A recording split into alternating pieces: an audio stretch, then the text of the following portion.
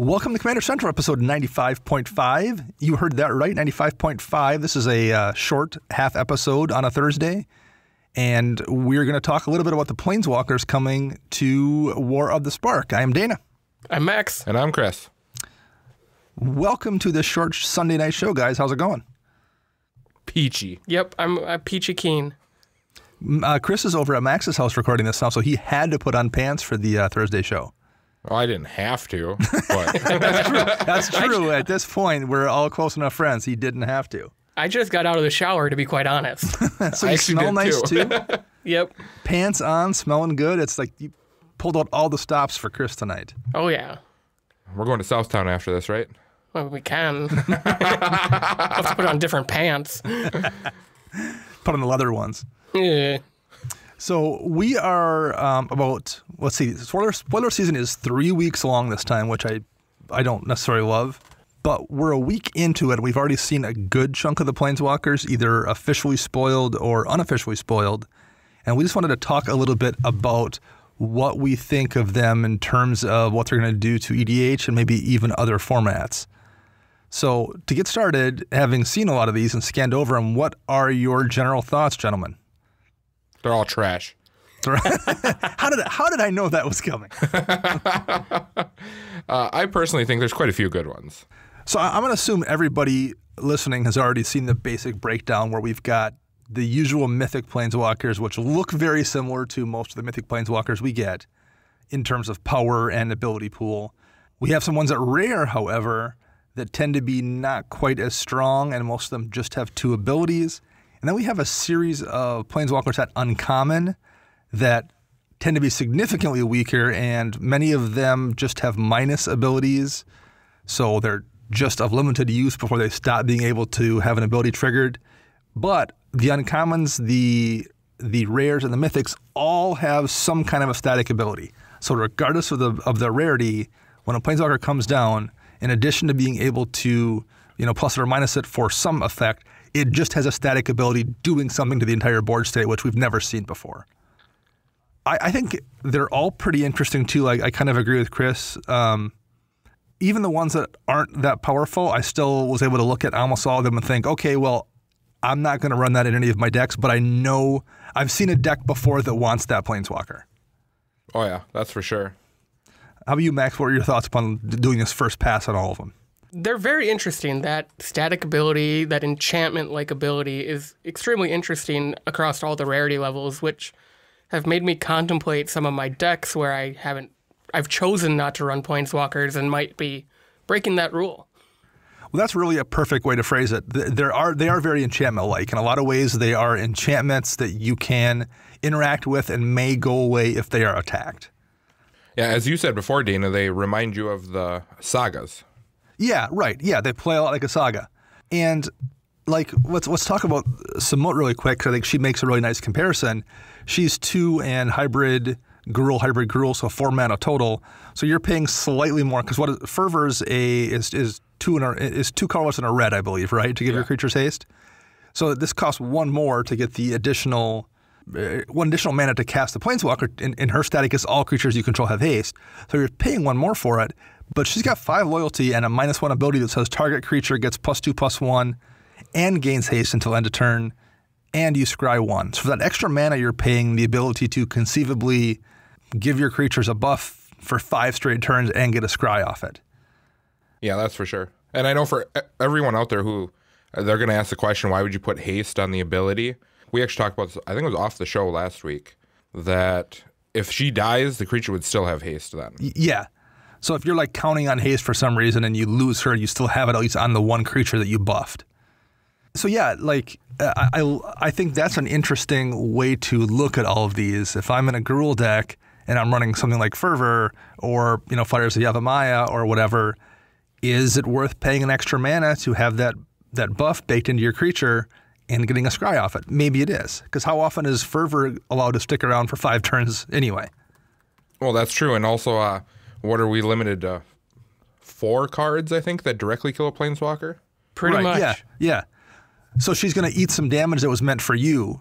Yep. The most likely way someone's going to kill that Samut is they're going to swing at it, meaning they're swinging at her instead of swinging at you. So it's a haste enabler that's probably going to stick around roughly as long as Fervor does anyway, and it's probably going to eat some damage, and it'll give you the ability to do some pluses. So I think in a lot of these walkers, even like the worst case, and I think she's one of the least interesting of the bunch, I still can see a case for running her. So yeah, for sure. So are any of these ones that really jump out at you that you guys find exciting and want to talk about? Tybalt. Just because it's Tybalt, or do you actually like the card? I like the card because now this is in my mindset for the standard format. They banned Rampaging Ferocidon because it was too powerful for standard. It was a 3-mana 3/3 that had can't gain life, players can't gain life, and then whenever a creature comes into play, underneath your opponent's control, they take 1 damage. So pretty much this is a 3-mana person who's sitting there and just says, you can't gain life. Yep. And I find that interesting that they did print something in standard that was very similar to what they had just banned. Well, and if you're talking standard particularly, that -2 Tybalt has to make the 1/1 Red Devil with whenever this creature dies, it deals 1 damage to any target. That's not nothing either when someone has to worry about your chump blocker killing their Llanowar Elves or killing their, whatever 2/1 blocker or whatever thing they have that's there. In standard, you see a lot more of those creatures than you do in Commander. Yeah. Like, sticking with the standard format, if I played that card and I created a devil, I'd just be swinging with him recklessly. Yeah, why not? Because they're going to be like, well, if I block him, I still take the damage or whatever else, and then I could lose my creature if I did block. Yep. And like, you're gaining essentially double life there because your opponents who presumably are using some kind of life gain, or you wouldn't be running this probably. Yeah. Because this is probably a sideboard card, I'm going to guess, in standard. Oh, I would definitely guess that. But like, not only can they not gain life, then Tybalt's absorbing damage that would have been directed your way. Exactly. So it's like that much more of a swing. Yeah, that one is super interesting for standard. We talked about this off mic a little bit, but we can have the conversation again briefly. The Kiora, I feel like might have some application in other formats, be it modern or what. She's only 3 to cast for 7 loyalty right away. And it's hybrid mana too, so you don't have to be playing her in Simic. You can play her in a green deck that doesn't have blue or blue with no green. Whenever a creature with power 4 or greater comes into play, you draw a card under your control. But her -1 is untap a permanent, not a creature, not a land. It's untap a permanent, period. Yeah, the deck I see this being played in, will again be in standard, but we have that wonderful mechanic called Riot right now. Ooh. That when they come into play, you can come in with a counter on them, which could put them into a 4 power, and then you draw a card. Yeah, very easily. Yeah, because even watching, when we watched what was that? I've just lost the name. The Mythic Invitational. There was a couple of those green decks that were just like huge green stompy decks designed around even Galta, getting out Galta as quickly as possible by putting big bodies into play and then playing Galta for cheap. I mean, you're just drawing cards for free off Kiora. Oh, yeah. In addition to then untapping something if you need it for a blocker, worried about a crackback. But in Commander, that's a great card. There's plenty of green and blue decks that find that both the draw and the untap ability really, really useful. Yeah, the hard part about Kiora, though, that kind of bothers me, is since it is hybrid, you are stuck in green and blue in Commander. In Commander, you're much more limited for sure. Are there any of these for your decks that you're already eyeballing for something here, Max? Yeah, I love the new Ajani, the Great-Hearted. This is a 4-mana green-white planeswalker. He comes in with 5 loyalty. His +1, you gain 3 life. His -2 puts a +1/+1 counter on every creature you control, and a loyalty counter on all planeswalkers you control, except him. And then it also gives all your creatures vigilance. That's a lot of Anthem right there. Gaining you life, which is important in EDH, specifically in my Dromoka deck. Gaining life triggers a lot of stuff. Being able to pump my commander, making Dromoka 6 power, then 7 power. Just feels great, and I was already planning on adding the new Sarah from Modern Horizons when that comes out to the deck. So I'll have a couple Planeswalkers in the deck by the time I think Modern Horizon comes out. Well, I think that's where it's really going to be tricky is for Super Friends players who have to look at this and be like, oh man, there's 9 new Planeswalkers I can run, or 12 or more if you're in a 5-color Super Friends deck. There's going to be some hard cuts for people to make trying to work in some of these really, really useful, interesting cards. Oh, I agree 100%. And like just looking at it, even the buy a box Tezzeret, I'm already running 3 Tezzerets in my Vela deck. This one is just as good, if not better, than the rest of them. And if creatures and planeswalkers you control have affinity for artifacts in a deck of mine that's like 58 artifacts or something, I mean, if I drop this Tezzeret, I just get to play my hand for free, basically.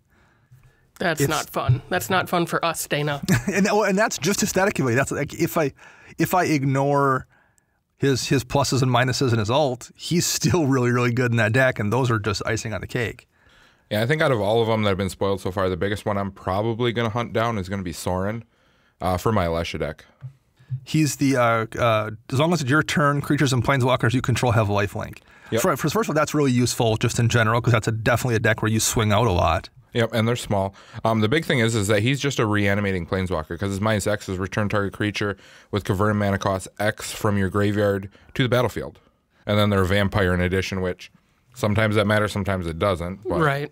And it's a backup you have then for Alesha in case she's out of commission or something, gets too expensive to cast, whatever. It gives you kind of a backup plan for her as well.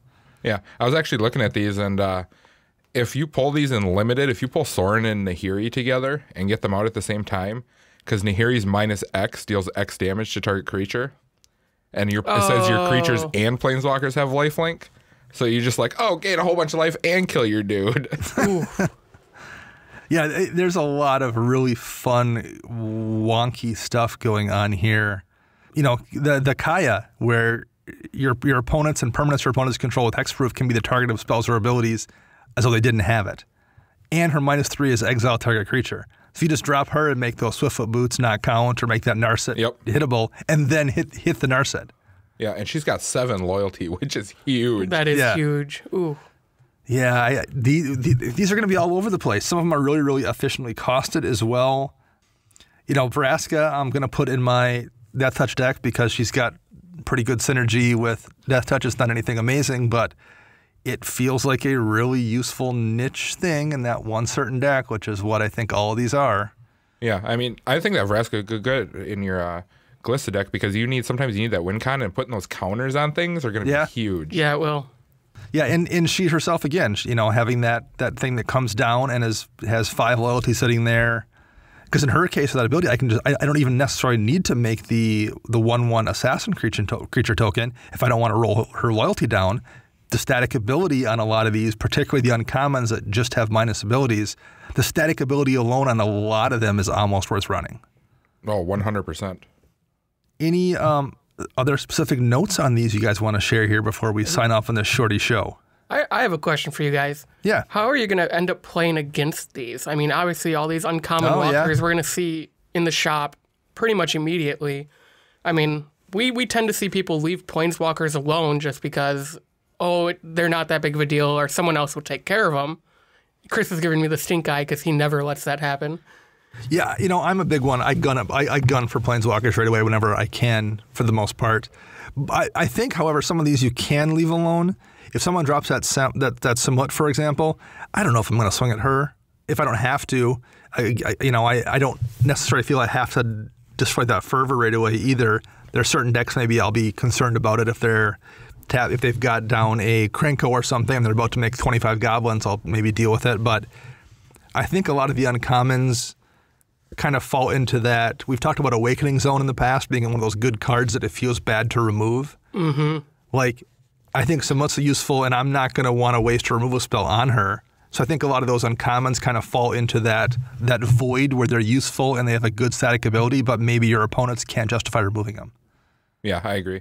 I'm guessing I'm probably going to watch how they're played in the store, and then I might uptick my decks, since I mainly run red and black, into cards that will kill planeswalkers. Yeah. Yeah, be a little bit more wary of things like, hey, I know Grow for the Throat's a great card because it's only 2 mana, but maybe I need to bump that up into Hero's Downfall just so I can have the ability to target a planeswalker. Yep. Things like that. My white-black deck, it's nice having Wrath of God and Damnation in there because they're so cheap and then I can rebuild. But maybe I just need to put a Merciless Eviction in so I have the option to board wipe against planeswalkers. Yeah. So I think that kind of thing is probably what I will keep an eye on. Well, that's the thing, too, with this set is we haven't gotten all the cards spoiled. Right. So who knows how much planeswalker removal is actually going to end up showing up later on. Very true. And it's also, this is something, speaking from personal experience, trying to already figure out some cuts for some of these. For every good card you put in a deck, you're probably presumably taking out a good card. So Tezzeret Master of the Bridge is going to be really good in my Vela deck, but like I have to take out something else that's probably pretty good too. So yeah, I mean, I think ideally you're going to take out something that's slightly worse to put in a slightly better card that matches your deck, but you know, you still need to run answers anyway. We were all still running answers to begin with, so maybe we'll tweak those answers slightly, but I don't know if I'm any more worried about that Samut than I was about what somebody else had in their deck that they're replacing, be it Fervor or Fires of Yavimaya or whatever. Vivian Reed's, the new Vivian's cool, Vivian Champion of the Wild. You can cast creature spells as though they had flash. It's one less to run her than it is to run, who's the green Yeva, flash? Nature's Yeva. Yep. I mean, if somebody pulls her for Yeva, well, Yeva was a pain in the butt anyway. Like, I don't know if Vivian is... I think I'd play both of them, to be honest with Maybe, you. Oh, yeah. Well, like I'm already Vivian's one of the ones I'm looking at from my Reki deck. That flash is really, really useful. But I have to pull something good out too. So what's that going to be? I don't know. I think it'll take a little while to shake out. I think it's much scarier. I think Standard is going to be much more changed on the face of it, adding all these cards than EDH is. I think, you know, we'll notice it EDH, but I think it's other formats. It's a much bigger deal maybe than it is in Commander. Yeah. I definitely think for everyone else, probably the big thing that you're going to notice is since they're going to be so easily obtainable, you'll see an influx in them, but then you'll probably see them die off after a month or two when people realize that, yeah, well, there's a better card than this, or this doesn't quite do what I wanted it to do. Well, that's a good point, because a lot of times people just build with the stuff they have, and prior to this, Planeswalkers were mythic. So if you're just building with cards you have from doing FNMs and stuff, maybe you'll see one Planeswalker a set or something, and it might not be one that runs in one of your decks, and people are like, I don't want to spend $10 on a Planeswalker with this deck, so they just don't do it. In this case, if you're going to that pre-release, you're walking home with at least 6 Planeswalkers, because every pack has one. So I think there's just going to be, you know, if you go to do an FNM draft, you've got a shot. Every one of those packs you crack has a walker in it. So I think there's going to be a lot more opportunity for people to wind up with Planeswalkers in hand to shuffle into decks that maybe they didn't have before.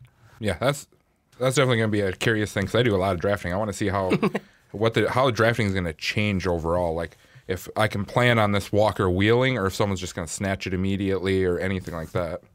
Yeah, I wonder if you'll get that situation where like a newer, more novice player that's used to just taking every Planeswalker because they're good in their value. I wonder how much of that happens. Like, oh, I'm first drafting this uncommon that probably isn't good in Standard just because it's a Planeswalker. Yeah, maybe. That'll be interesting as well. Okay, well, we just wanted to do a short show here and talk about these guys a little bit, because there's no way we're going to be able to address all 32 at all when we do our main show. No. Particularly because there's a ton of legendary creatures already, and we have some gods coming and things like that we have not even seen yet. So we just wanted to kind of talk about them in a general sense before we actually do a review. And I think that kind of covers it. But we will be back with a full-time show next Monday. And until then, I'm Dana. I'm Max. And I'm Chris.